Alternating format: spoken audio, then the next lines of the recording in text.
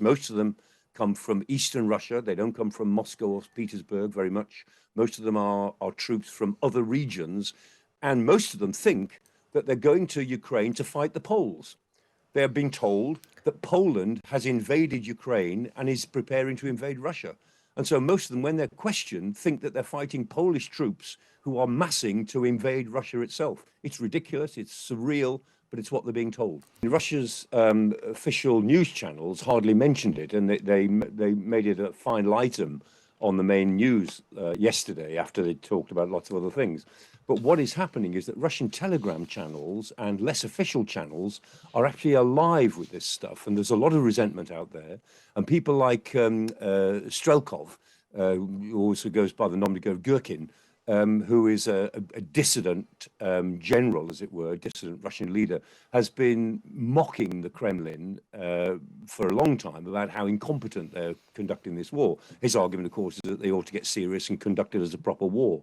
And so, in a way, what the Russians are doing by acknowledging 89 deaths, and it's obviously more than 89, they're trying to, as it were, diffuse the anger which is out there in less official channels and which is getting closer to public opinion. Is it significant that this happened at all, that so many Russian soldiers were disobeying the diktat that they can't put their mobile phones on in reach of enemy weapons? Well, if that's the truth, it's entirely plausible because these were all mobilized men. They weren't professionals. They weren't the regulars. And as mobilized men, they won't have been treated terribly well, and they've been herded into a building. If you look at satellite images of this building, and there's absolutely nothing of it left now, but it was the most prominent building within a couple of miles radius. It was a big square white building at the intersection of several roads with a big piece of ground in front of it. If you look at an aerial photograph, your eyes go straight to this big square white building. So it was a very obvious target, and it was a sort of an academy, a school academy that they've been using for training. And astonishingly, apart from putting lots of troops there, and this is a long way behind the front line, so the Russians obviously assumed that it was reasonably safe, but they were also storing ammunition either in the building or very close to it, which is why there's absolutely nothing left of it now. And that reflects massive incompetence at senior levels, I mean, level of battalions. When you get down to company level or platoon level, you're dealing with soldiers on the ground actually fighting, and if they stay alive, they learn pretty quickly. But at battalion level, where you're dealing with 600 troops at a time, what are you going to do with them? Where they're going to sleep? How are you going to feed them? Where are you going to store their equipment? Obviously, there was no thought given to what they were asking them to do, and whether this was created by people using their mobile phones or it was just good Ukrainian intelligence, we just don't know. But it will suit the Ministry of Defense in Moscow to say that, well, this is inexperienced troops breaking the rules, and that won't happen again. Yeah, rather than I'm a their bit own skeptical as to whether that was the reason. Can you tell us a bit more about what's being said then on these telegram channels and whether or not that kind of tone has really changed lately? Well, the tone on the Telegram channels is very critical, but it's critical of the military high command, saying that these people are amateurs, that they're negligent, and that they should be held to account for this. They should be tried for criminal negligence. Interestingly, a lot of the criticism does not go to Putin. I mean, rather like the Russians in the Tsarist days, they tended to believe that the things that were wrong because the Tsar didn't know about them. If only the Tsar knew about them, he'd do something about it.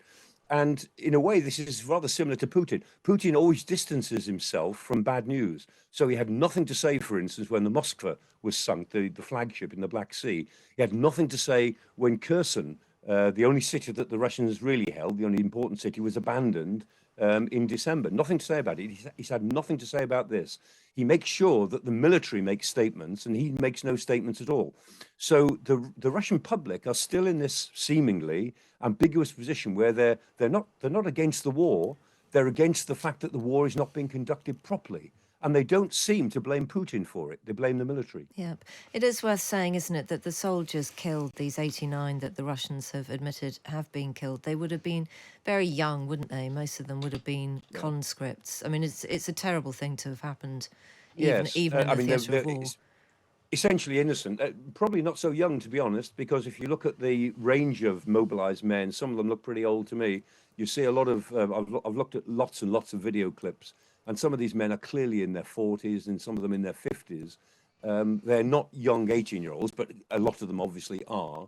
But the people being mobilized are a range of people. Some have just been mobilized because they fall within the 18 to 60-year-old bracket. Others are mobilized because they're on the reserve. And a reserve is anyone who has served in the military in the last 5 years, and they can be called back on the assumption that they are more familiar with military life and can pick the skills up more quickly. And so there's a range of people. But undoubtedly, when we're talking about mobilized troops, we're talking about people who almost certainly don't want to be there. And they've been called into their various units. Most of them come from Eastern Russia. They don't come from Moscow or Petersburg very much. Most of them are troops from other regions. And most of them think that they're going to Ukraine to fight the Poles. They're being told that Poland has invaded Ukraine and is preparing to invade Russia. And so most of them, when they're questioned, think that they're fighting Polish troops who are massing to invade Russia itself. It's ridiculous, it's surreal, but it's what they're being told.